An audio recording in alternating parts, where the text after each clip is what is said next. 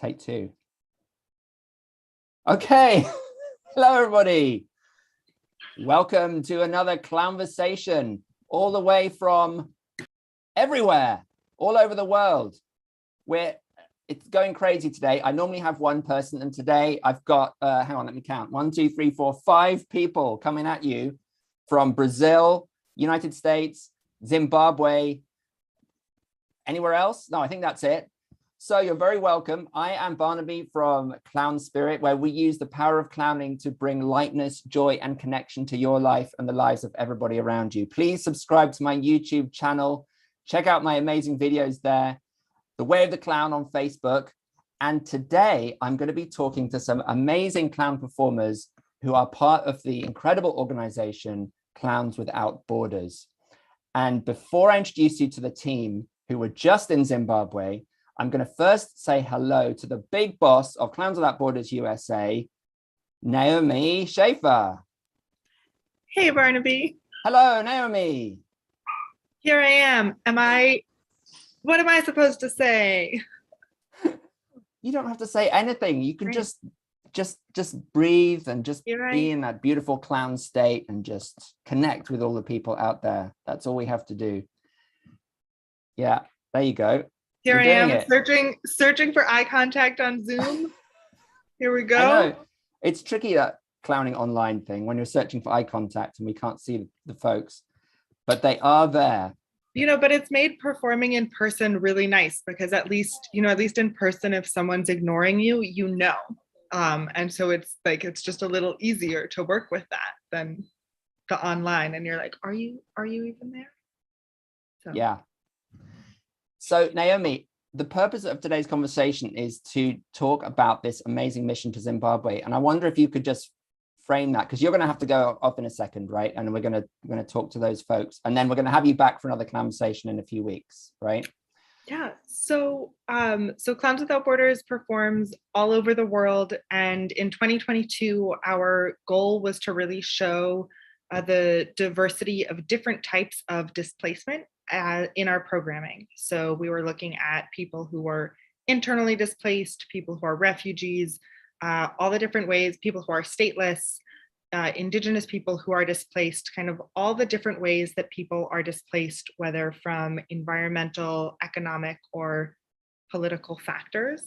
And for Zimbabwe, this is actually our second tour to Zimbabwe and our second time working with Zimbabwe Theater Academy. Another dream whenever producing tours is to work with other arts institutions. And so Zimbabwe Theater Academy has been a longtime friend, and we were able to collaborate to produce this tour.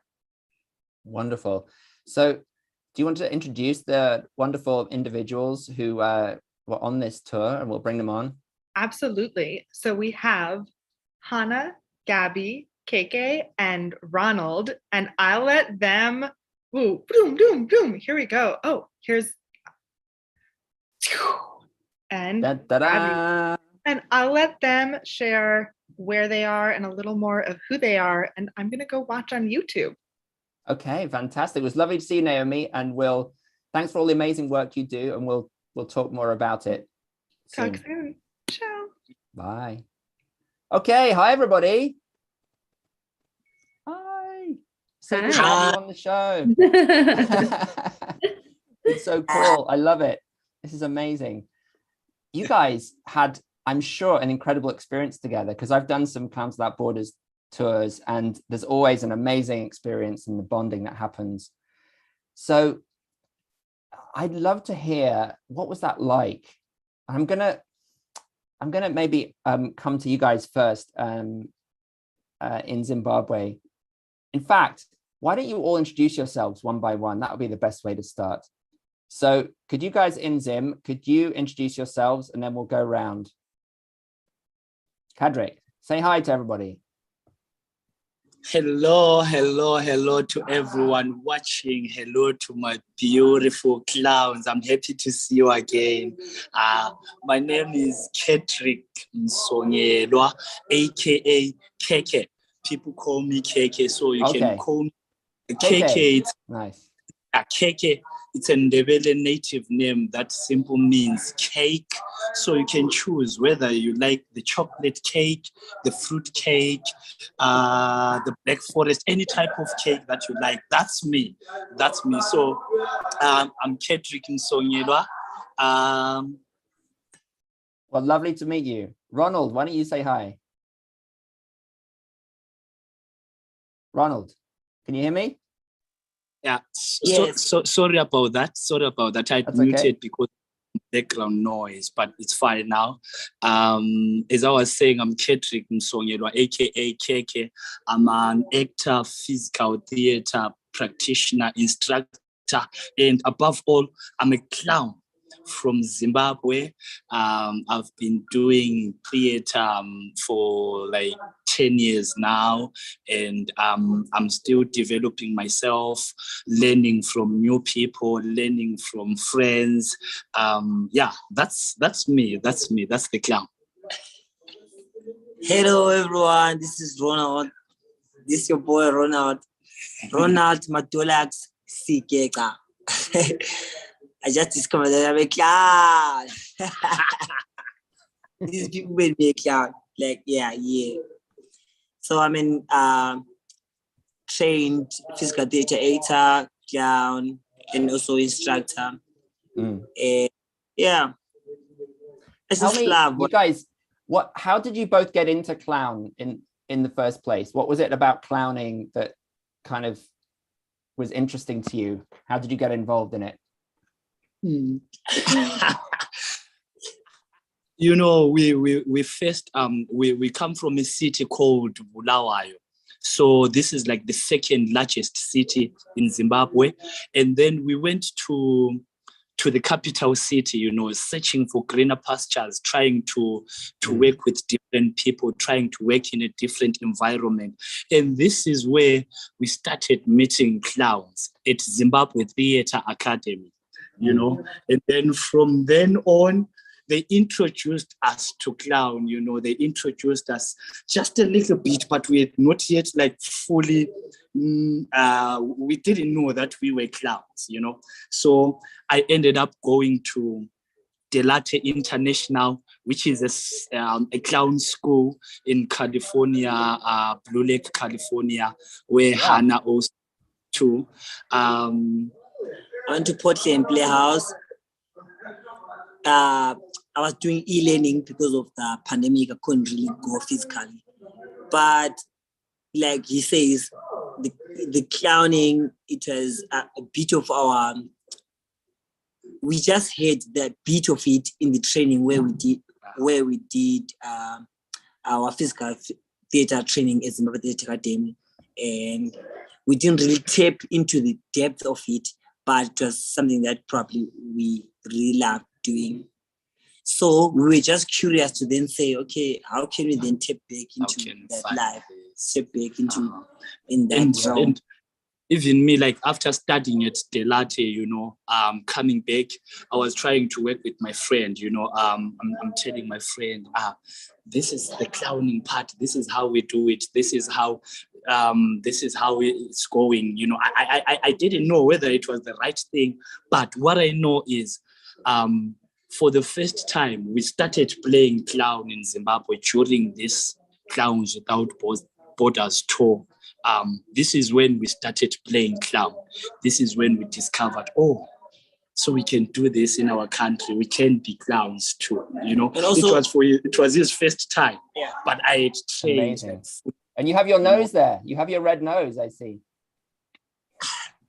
But also, we should also give credit to these two ladies, Gabi and Hannah, because they're so open. I'm going to bring them in right now, and we're going to say hi. First of all, to Hannah. Hi, Hannah. Hi. Lovely to see you again. I met you one time at the Clown Encuentro in Cali, right? In Colombia. Cali, Colombia, yes. Yeah. So I just found out this for the first time, that you and Cadrick were at CLOWNS. Did you meet at CLOWNS? Was that where you first met him? No. So we went to CLOWNS at different times, but KK and I actually met earlier this year. Okay, two stories. we met earlier this year because KK and Ronald were touring a show and they came to San Francisco. And so I got to meet them both there. Oh, cool. For the What was first the time. show? Was it a clown show? No, Physical it was theater. a very good and very serious show about the prison system in Zimbabwe. Okay, wow. Yeah. Well, maybe we can But hear more actually, about that in a minute. I realized I had seen KK perform online his clown piece during his Dell'Arte year because it was during the pandemic. So I had sort of met KK before. Very cool. And Hannah, have you been doing Clowns Without Borders for a while? And this isn't your first time? No, not my first. I went on, I think I went on my first tour in 2017. Yeah. And I've been, ever since I knew about clowning and that Clowns Without Borders was a thing, I've been like, that is my job. That has to be my job. There's no other answer. Yeah. What was it about Clowns Without Borders that drew you in? Why that passion for that? Well, so when I discovered clowning, I was at Dell'Arte, and I had already been a performer for a while, theater maker, and I think I fell in love with clowning because in a way I discovered that all of the things about me that I was embarrassed about, or that maybe I tried to hide from people in the world, were actually like things that I thought were failures were my strengths in clown. And I was like, oh, but that's actually not just in clown, that's in life. And so it kind of blew my mind. And then the fact that we can, kind of learn to be more open with ourselves and the things about us that we are maybe hiding, kind of led, like I realized that is a tool that's a thing we all need in life. Like, and Clowns Without Borders is bringing like this space of play and this space of like, whoever you are, whatever's happened, whatever, like bring yourself and let's play. Like it's all good. So that's kind of it. Yeah. Wonderful. I love hearing those kinds of words about why clown is important. Because I spend quite a lot of time doing it. Yeah. Okay. And I love it. It's great. So I'm going to bring Gabi in now. Hi, Gabi. Did I catch you off guard there? You weren't ready for that, were you? Uh-oh. We got a little bit of a connection issue here. You're kind of cutting in and out. That's a beautiful picture of you with those big glasses and just your mouth open. And can you hear me? I think we should just keep that there. Let's screenshot that. Okay, well, we'll come back to Gabi in a minute. So guys, take us back to the moment where you met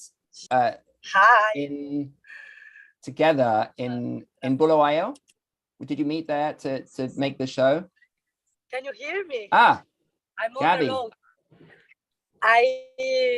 Look at you, you're driving. I'm going to make I'm not sure this is a good idea. We're getting an interesting experience of you, Gabi, but it's very I'm not driving. Oh, okay. I can hear you now. Say hello to everyone. Okay, I will try to speak fast. I'm in a way for a show. Hi, my friends. I miss you so much, KK, Ronald, Hannah, and Barnaby. Nice to see you again after 10 years. Yeah, we met. Me too. Well, what should I say? What should I say? Tell us a bit about your background in clowning. Well, I am a graduate. She's a graduate of something. In theater, I graduated and after 3 years, I discovered clowning love. I found myself in this language. And since then, I'm totally in it. I'm totally in it. I love clowning. And in Clown Encuentro, when I met you, I met as well David Lichtenstein, that in that moment was the person responsible for the casting of Clowns Without Borders. And like this, I got inside Clowns Without Borders. And since 2016, I'm traveling and doing projects. Zimbabwe was my 8th or 9th project. And I love it. It's the way, it's the place where I understand the power of art. You know, it's very powerful. It's where we understand how it works, why we are doing this, you know. So that's it. Could you hear me? Yes, okay, that was beautiful. Thank you. The power of art. You're welcome. That's why those are the moments when we understand why we do what we do, right? When we're actually out there in front of those huge audiences and surrounded. I love those moments. I've seen some of the pictures of you guys, and I remember very clearly those moments, not during the show, but before or after the show, when you've got hundreds of kids and you're just like in the middle, kind of going, ah! Just like a sea of children kind of around you, and you wonder if you'll ever get out. So take us back to the maybe Keke and Ronald.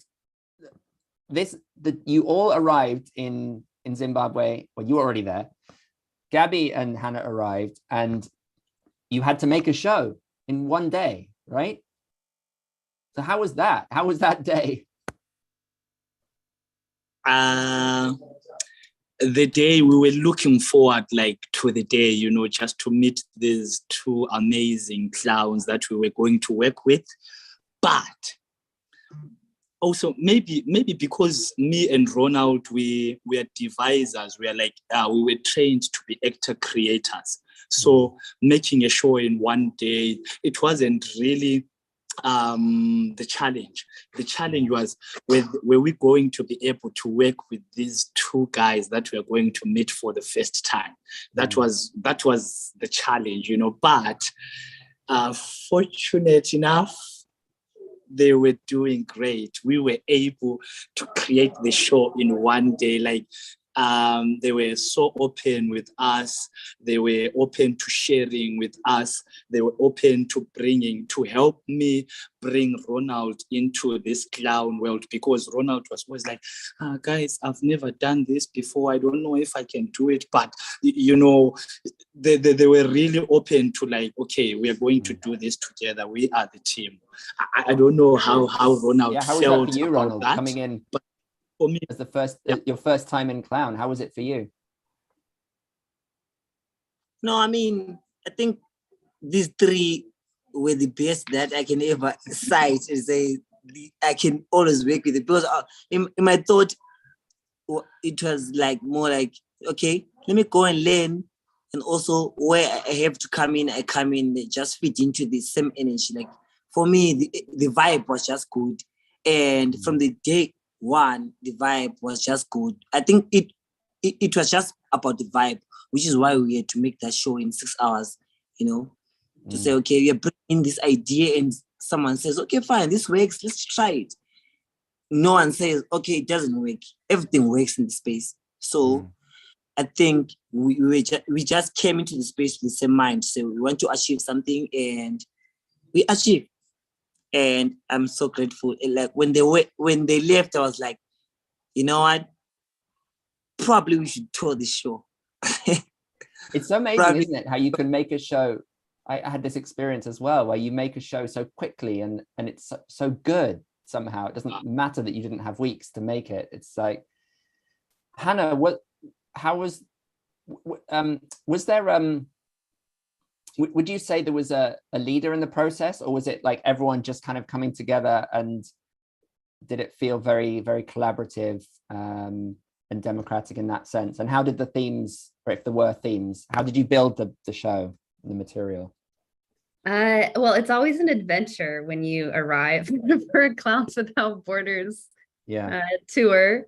Both because it's as KK said, because you're meeting new people for the first time, new artists, but also because of the amount of time. And I think, you know, everyone comes with their own experiences. We're always a team of professionals.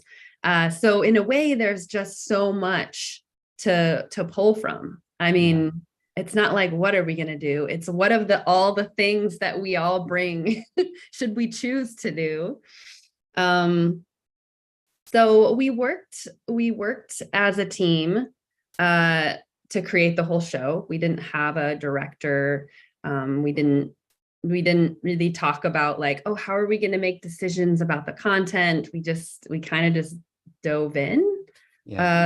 And we created a bunch of new stuff and brought in, we kind of in Clowns Without Borders we have some acts that end up on a lot of Clowns Without Borders tours because they just. Did you do the newspaper? We didn't do the newspaper on this tour. You've done that one, I'm guessing. Yeah, it's a good one. Yeah, but we talked about it. We like, should we do the newspaper? We talked about it, but we didn't do it.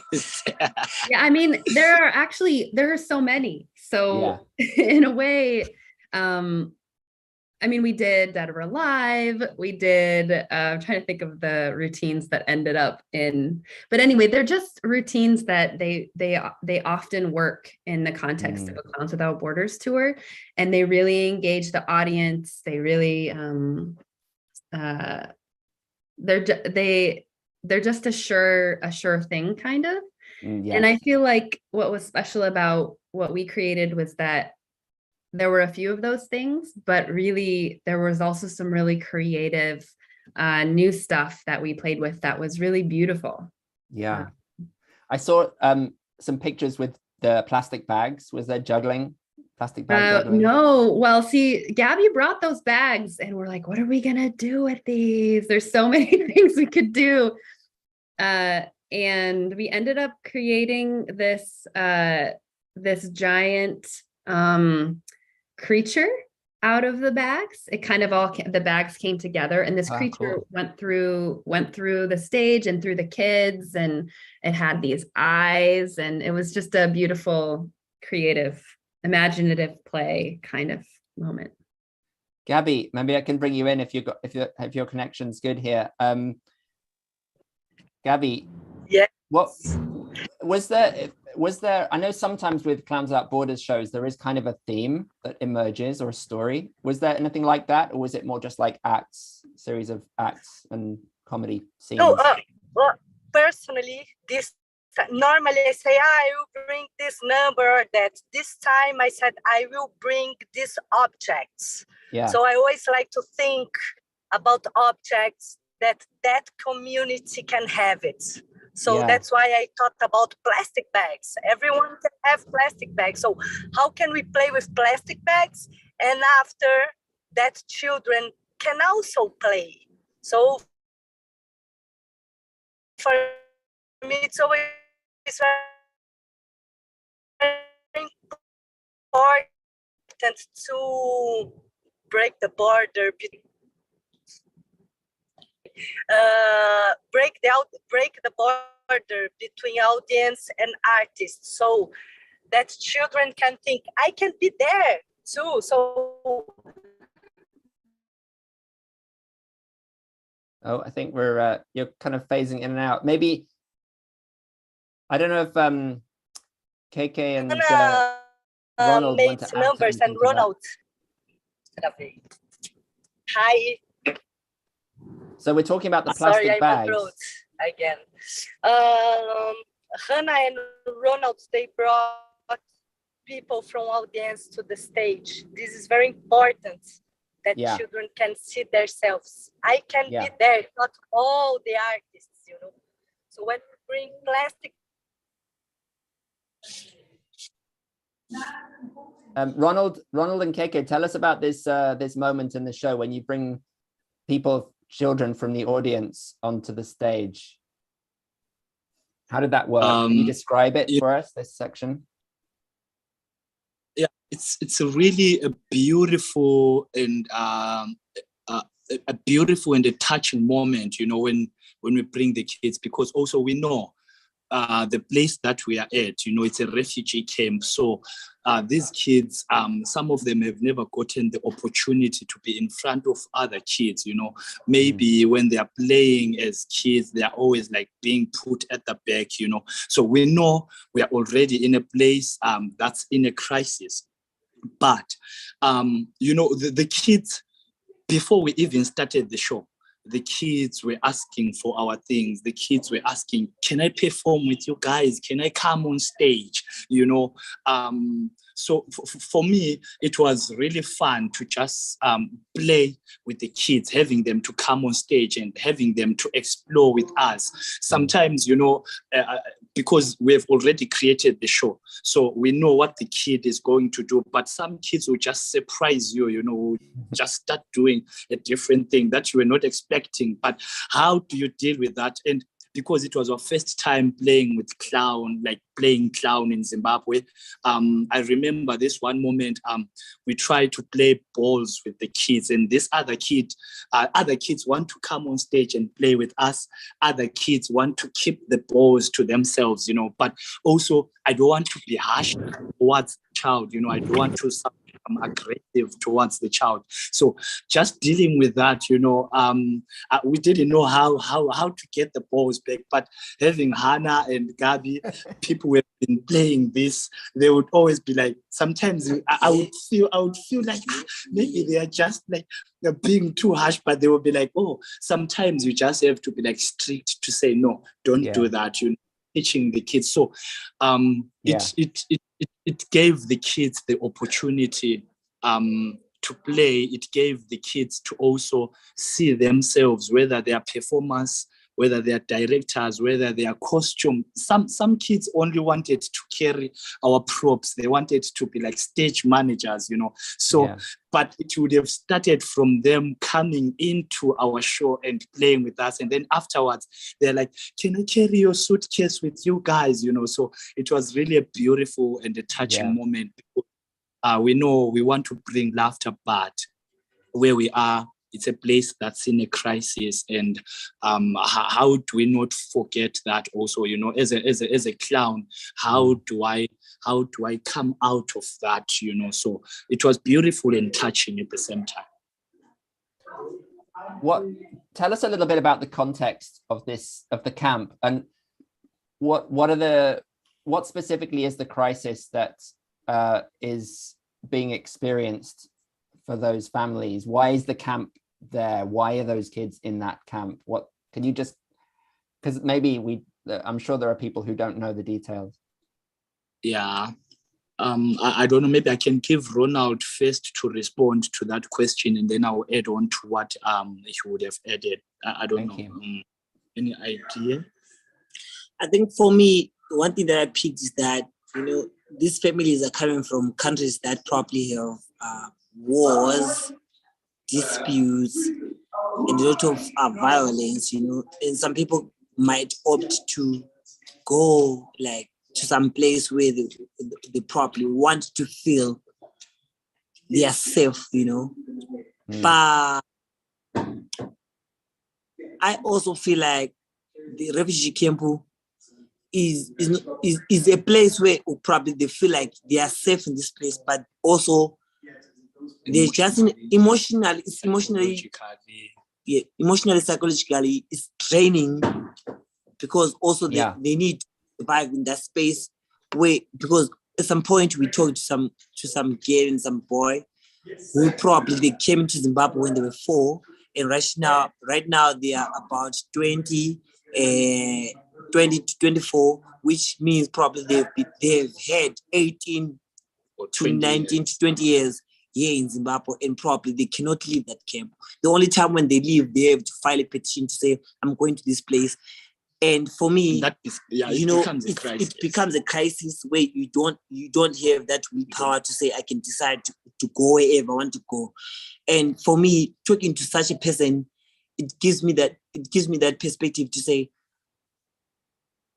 how do I then make a difference? How do I then probably send a message to someone who can listen and say, okay, these people, they're also humans, they're also living, because all their life is just around that probably 15-kilometer distance, and you find that there's a lot that you need to explore with life, you know. And when you come to that space, you want to give them this therapeutic presentation. That's when you will see when they engage with you to say, we're presenting this, and then they engage with you. In that engagement, you then see that, for example, there was a show that there's a performance that we did at the Big Tree. The most people that were enjoying the show were adults. You understand? And then to start think to say, these adults probably they've been there for over 20 or 15 years. You understand? But they are the ones that are enjoying the show as compared to the kids, because it's something different. It's something that's therapeutic. And also, I would also want to reflect on the same show. There was a girl, probably she was about 18 to 19. When we said, come and join us, she said to us, I'm not stressed. And we said, why are you saying you're not stressed? She said to us, even if I come and see you guys, after this, I'll go back home and think about all the challenges that I'm facing and the things that I've been facing back home. You understand? So probably for some of them, they're giving you the good attitude. Some of them, they have the bad attitude. But also for us, we are saying for those hundreds that you are saying, they're enjoying this thing. It's a bonus. It's a win for us. And so I think it's really something that stood out for me, you know, and I'm saying clowns that supporters should always do that to people, you know. The crisis comes in like when, you know, we talk of freedom. But freedom is just not the freedom of you expressing yourself, the freedom of you getting what you need at that moment as a child. When we're talking about kids, you know, they see me wearing this neck chain. Sometimes they might think, oh, this guy can give me something. They see me wearing this cape. They're like, oh, this guy looks fancy. Maybe he can give me that. So that freedom of not having the things that you need, maybe that you need, or maybe that you deserve as a child. Maybe if they were in their countries, they were going to be having these things. But let's take on the day they left the country. They left with nothing. No clothes, no passports, no papers, nothing, you know. And then you come in as a clown, you see these people. So it's I think the biggest crisis is the freedom. They might have the freedom to stay in our country. They might have a little freedom to move around, but freedom to choose the food that you want to eat, the freedom to choose the clothes that you want to wear, the freedom, you know, it's all those things. I think that becomes it's the issue of exposure. Like we are in Zimbabwe, we have a lot that you can explore with, but for them they cannot explore because probably they're refugees. They don't have papers. But I'm saying we shouldn't overlook that they are people. Let me bring Hannah back. Hannah, were you in the refugee camp most of the time, or where were the other shows? So we started our tour in Harare. We did a few shows there after our day of beautiful creation. And then the camp, Tongogara Refugee Camp, is it's a good day's drive east of Harare toward the Mozambique border. Okay. Yeah, and so then we after a few shows in Harare, we went to the camp and we stayed there for a week. And it was you know, it's a new experience for me, for sure, a new experience for all of us on the tour to be at Tongogara. And it was really great to kind of get to know how things run there and kind of figure out how we make shows happen. We had some great partners on the ground, and this beautiful group of young people who have lived there their whole life. They're in their 20s, and some of them, and they've really just been there their whole lives, and they kind of guided us around. And Yeah, so our second week was in the camp, and then our third week we went back to Harare and did some more shows there. And was that mainly schools, or where were you performing in Harare? Well, it was a mix. So some schools, some community centers, a few shows just kind of in a community on the street, where there would be a group of kids from a school that would come. Most of our shows, I think, were with schools, but we had this really great show just like in the market, in a market in Harare. And it was beautiful in the sense that it was all kinds of people. I mean, it wasn't just, and our work is for all kinds of people. I mean, it's not just for the kids. I think it's really beautiful when families are there and they can see the kids like laughing and having a moment of like just pure kid play joy.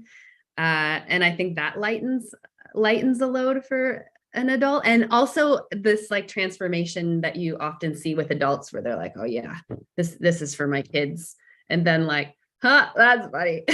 Oh, and then they go, a transformation from like, this show isn't for me to literally coming on stage and dancing while we're performing to the show, or engaging with one of the clowns in a way that's just beautiful. So wow, were there any so it sounds like this marketplace performance was very memorable. I'm wondering what the other sort of standout moments of the tour were, that like moments that really captured something. Yeah, I mean, in the camp, all of our performances were pretty special. We had one show that was 1,800 kids. Wow. And people, it wasn't just kids. Yeah. And that was big for me. I mean, most of the work that I do as an artist, my audiences are, a couple hundred people, or in a hospital where I'm engaging with one person, or so 1,800 people, it was a really, it was special to me. And there was a show that Ronald already mentioned that was under this big tree. And this was, so Tongogara is home. Well, it's Tongogara. There are 15,000 people who currently live in Tongogara. And they come from the Democratic Republic of Congo, from Mozambique, from Uganda, Rwanda. And this particular show was in an area where a lot of people from Mozambique are currently living.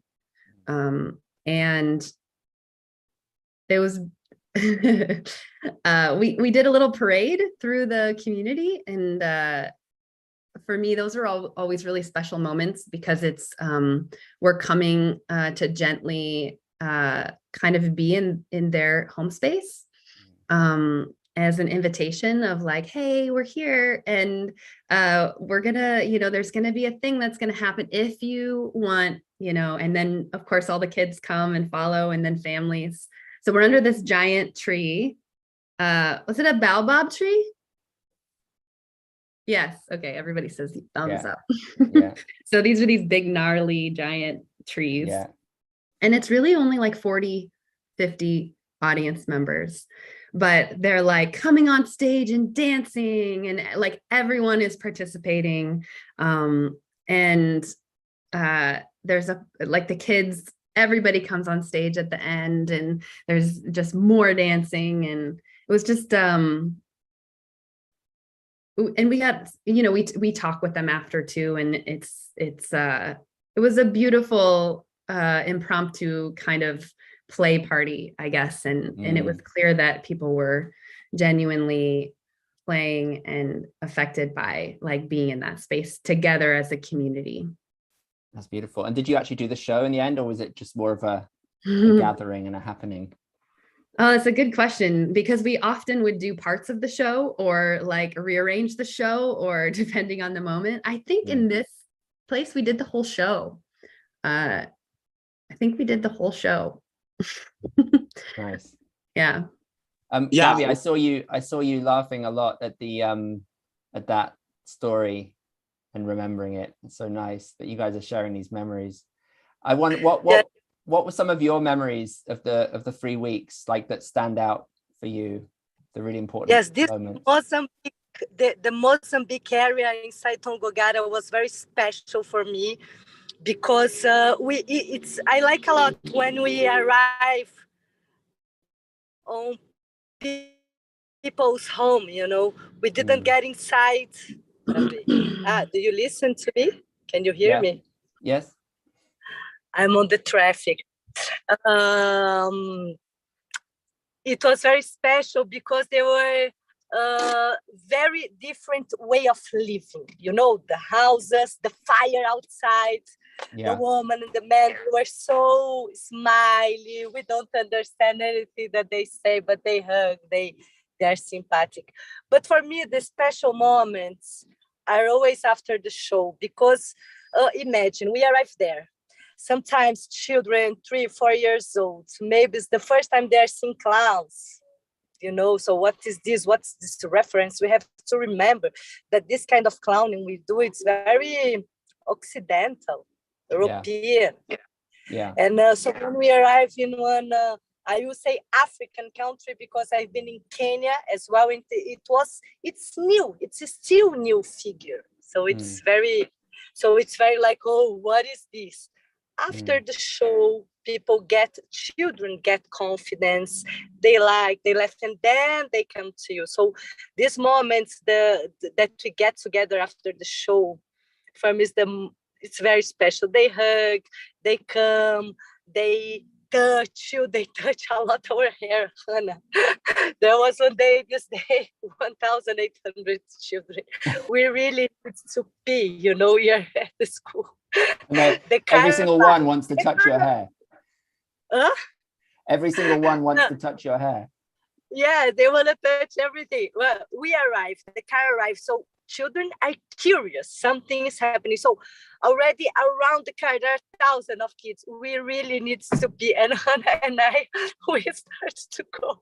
And a lot of children start to follow us to the bathroom, you know, and then I felt like Madonna, Michael Jackson, you know, because the children are coming, and then this security from the school say, "Oh, go away, so we can arrive on the bathroom."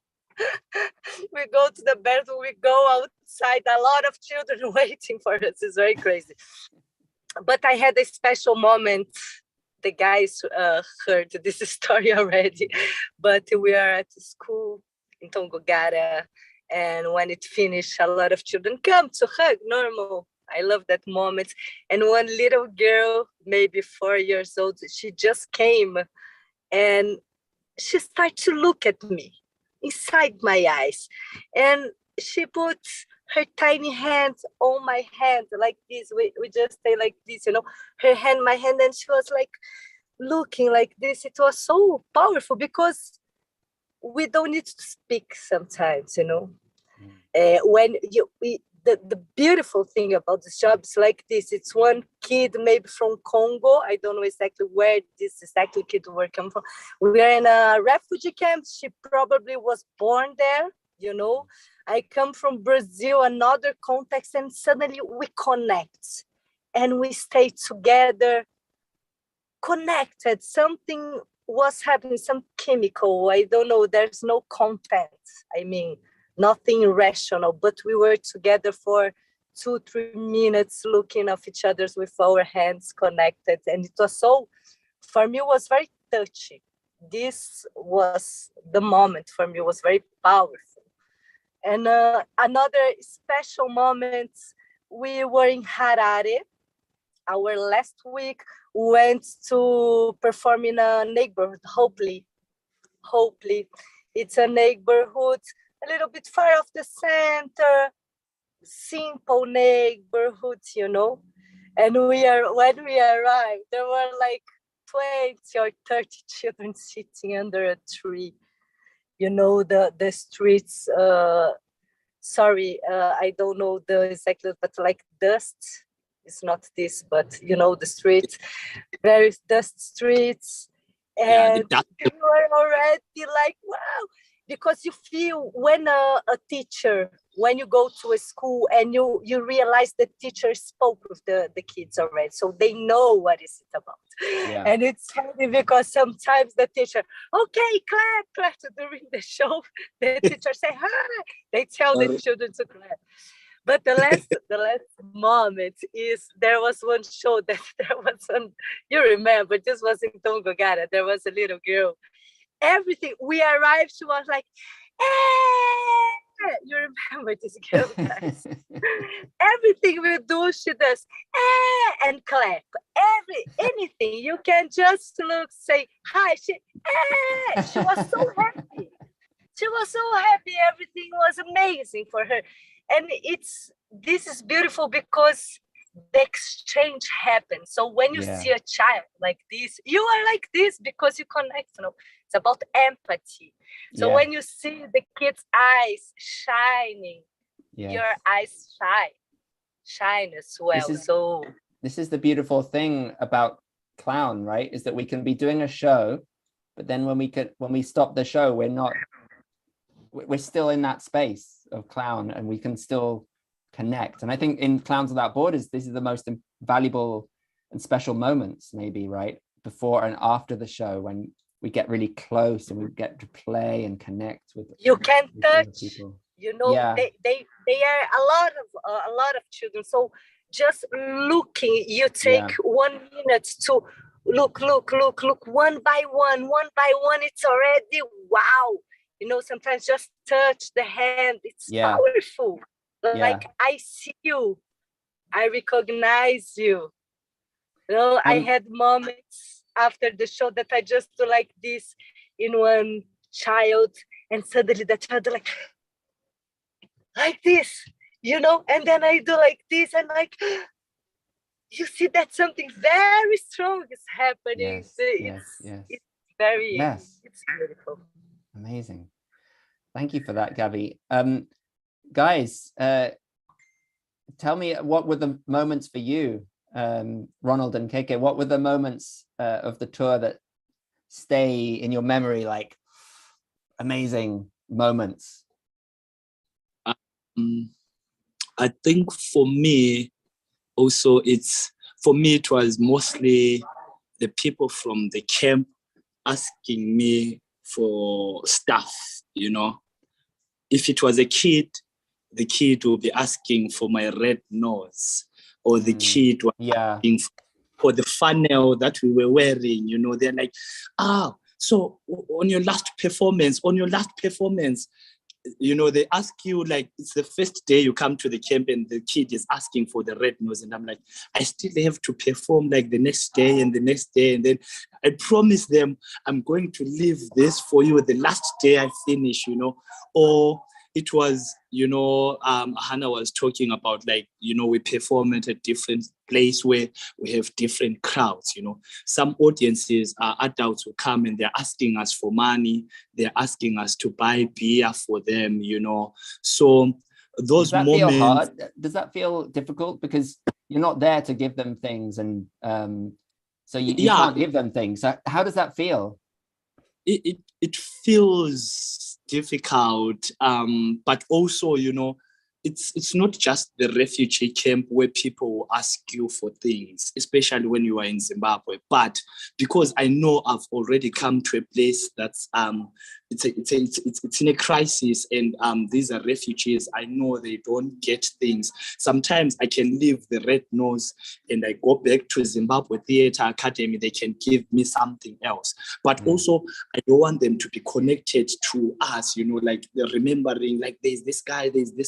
I just wanted, I just, like, you know, there's a saying that says you don't give people the fish, but you teach them how to catch the fish, you know, how to and so for me, that saying that would stick to me, to say I don't need to give them things, but I can only inspire them. I can only give them hope, to say one day they will come out of this place and they will get these things that they're asking from me. But I think those memories, they always stick, because sometimes, you know, you can give. You know, you have things that you don't need. I remember Gabi was like, I've been using this shoe. She left the clown shoe in Zimbabwe. So she was like, I've been using this shoe for like maybe over 3 years, 5 years, you know. Now it's time I get rid of this shoe. So, you know, you have things that you can get rid of, but you cannot get rid of them in that circumstance, you know. It was, and it seems to me that one of the things that you're giving to people is the gift of your art, right? The show, the entertainment, the connection. Like this is what you have that you leave for every single person. Yeah. So that I count as a gift, you know, it's like the huge gift that I can give to them. But also when you talk to the guys, you hear that they get $15 to survive a month, right? So when you hear that, you know already the kids cannot, the parents cannot buy yogurt for the kids. You know, they cannot buy maybe toys. We're getting some background noise there. But let's bring everyone back in, because I want to finish with this, a little bit of this conversation. And I think it's a really important issue because, and something that comes up, I'm sure, with Clowns Without Borders in general, is humanitarian aid traditionally brings maybe more, you know, more daily needs that people have, whether it's actually in the form of food or facilities and education for people to be able to farm, or whatever those things are that really help people out in practical contexts. So what is, I wonder if you could speak a little bit to that tension, you know, as Clowns Without Borders coming in with laughter, with theater, with connection. How is that as valuable as coming in and being able to give yogurt to children? It makes a huge difference, because it's not something that they get. I guess why they always tend to ask for things, it's because at the refugee camp we have different organizations that come to work with them. So every time, also maybe let me put it this way, you know, for us in Zimbabwe, when Black people see a white person, they see someone who's rich, they see someone who's able to part with anything that they have, you know, but not in a bad way. So for us, we were like, okay, Clowns Without Borders, we are bringing laughter, we are bringing all these things. But these people, they are used to say, even after the performance, they can get snacks, they can get this, I don't know. But also, I feel bad. I feel bad for that, because as people, we should know it's not everyone who's going to bring us something. People are going to bring different things to assist us. So how do we as humans understand and, you know, be on the same page with the people who are trying to help us? How do we, because it's, yes, you have your expectations, but sometimes you don't meet those expectations. Even me as a clown, I have my expectation when I'm working with Clowns Without Borders, but maybe sometimes I don't meet them. But also the people at the refugee camp, they have expectation to say, when I see a white person, I'm going to get something, you know. But what happens? How do you react when you don't get that thing? You know, how do you react? Hannah, how do you deal with this tension for yourself? Because it must be something that's come up for you in multiple tours. So something that I really believe in about Clowns Without Borders mission is that we only go to places that where we're invited. So we always have a host on the ground, someone who invites us there because and then supports us in our work there. And we also only go to places where like we're not going as clowns to replace basic needs. Like everybody needs, you know, food, shelter, water, clean water. So those things, like when we go somewhere, those needs are being met by other organizations. Yeah. And then we come in because human beings need more than their basic needs to survive and thrive. There's so much research about how laughter and play. I mean, children learn through playing. It's difficult to play sometimes if you're in a situation where there are so many other worries, so many other bigger things. But play is essential for development. Play is essential for development, and laughter opens all of us up, regardless of our circumstances, regardless of our backgrounds, like opens us up to seeing each other more clearly, and like having this, like kids who are displaced and in a camp are just kids. they're just kids, and they want to play. And I think the thing that we bring is completely separate from the humanitarian aid. It's simple. It's just, here's an invitation for you to come together as a community and just play and maybe have a little relief, because there's also research that laughter builds resilience. It builds community resilience. I could go on forever, but that's why I mean, I forget the question. No, you're answering it perfectly. Gabi, and we have to finish in a second, but I wonder if there's anything you want to bring in on that question as well, just from your experience of Clowns Without Borders in general. Like, how does it, how is it reflected? How is the impact of this work seen?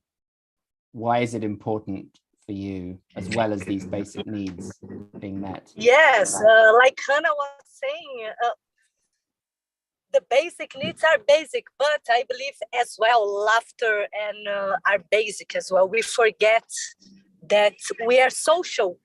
We are a social kind of, sorry, my English, but we are social beings. We need to socialize.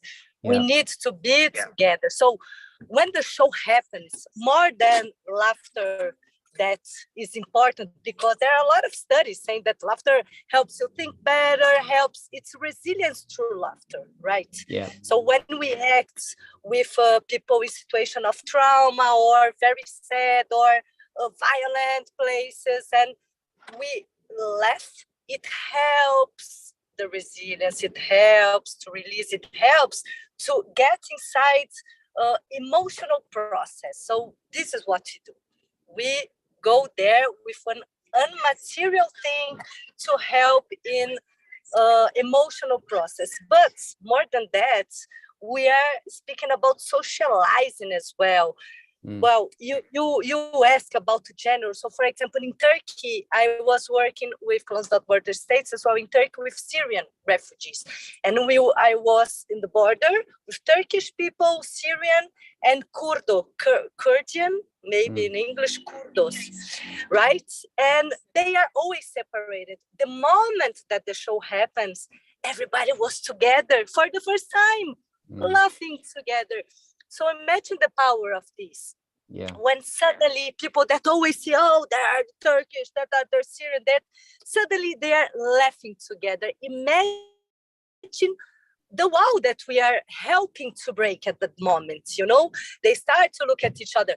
In Ecuador, we were playing inside the camps after the earthquake, and we bring to the show the guards to play with the children. So suddenly it's not anymore the guard and the children. Maybe now this child to say, hi, John. It's powerful. We connect,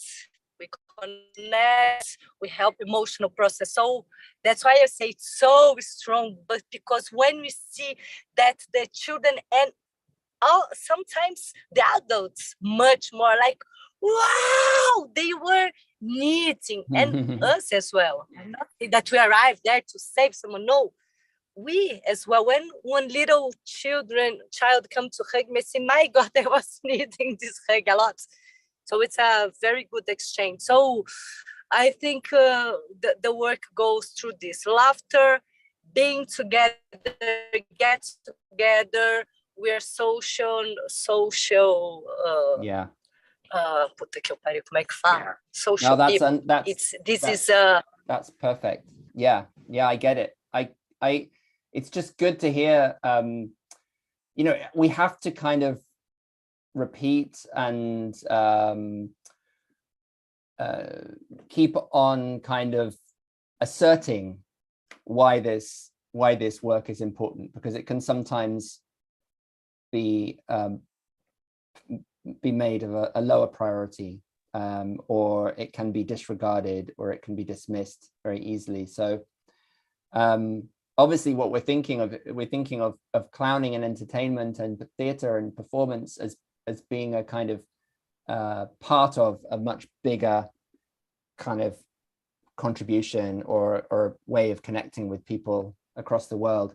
And I think that I just also want to say that this aspect of connecting people and bringing together different cultures into connection and, you know, peaceful, humorous connection is also something that is modeled by you guys, right, as the team. So the fact that you are from all these different parts of the world and that you are coming together to create this show creates a kind of an image, and you're on the stage, so a lot of people are seeing you. So you're creating this model where people can see, oh, look, there's people of all different, from all different race, ethnicities, nations, colors, genders, and they're together doing this amazing thing. So, and that may be something that they've never seen before in itself, right? Not just that they haven't seen clowns, but they haven't seen a team like this that is working in this kind of way and actually going and living, being there for a week with them in the refugee camp and doing this work. So it's all about bringing that energy to more people. So I just want to say thank you so much for doing this work, and thank you for sharing it so generously with us on this in this talk today, because I think there's so much more we could talk about, but it's been really fascinating getting this insight into your process together. And I immediately, as soon as you came on, I just got the sense of this chemistry between you all, which is just so nice. So thank you. Thank you, Keith. Yeah, you all just want to say, let's say goodbye to the folks watching. Thanks for listening. Oh, I don't want to say goodbye, but goodbye. Hi, Gabi. Hannah, it's nice to see you and you, King. Thank you, King, for connecting us. Thank you to you, Mr. King, for connecting us. Thank you. It's so lovely to meet you. You all that have been listening, thank you. Thank you to our listeners. Thank you for the show, Clownversations, the clown spirit. Thank you. Thank you. Love you. Thank you, guys. Thanks, everyone, for watching. Thank you. Been a wonderful conversation. Thank you, Barnaby. Thanks, Gabi. See you soon. And thanks, everyone, for watching at home. We're going to be back. I'm going to be back next week. Who am I talking to next week? Oh, yes, Amrita Daliwal from San Francisco. No, from LA, from the Idiot Workshop, who's a colleague who works with John Gilkit, Idiot Workshop. Amrita, I'll be talking to her next week. And guys, I just have the most amazing lineup of people over the next couple of months. So I'm super excited. If you haven't already, check out my new program that's just come out. It's called Clown for Life. Go and have a look at it. It's on my website, which is clown-spirit.com. Clown for Life is a kind of a hub for people who just want to bring clowning more into every corner of their lives. Work, play, life, right? We bring clown into all those areas. And Clown for Life is a service that helps you to do that wherever you are in the world and creates community around that. So check it out if you haven't already. Thanks so much for being with us today. And as always, keep clowning.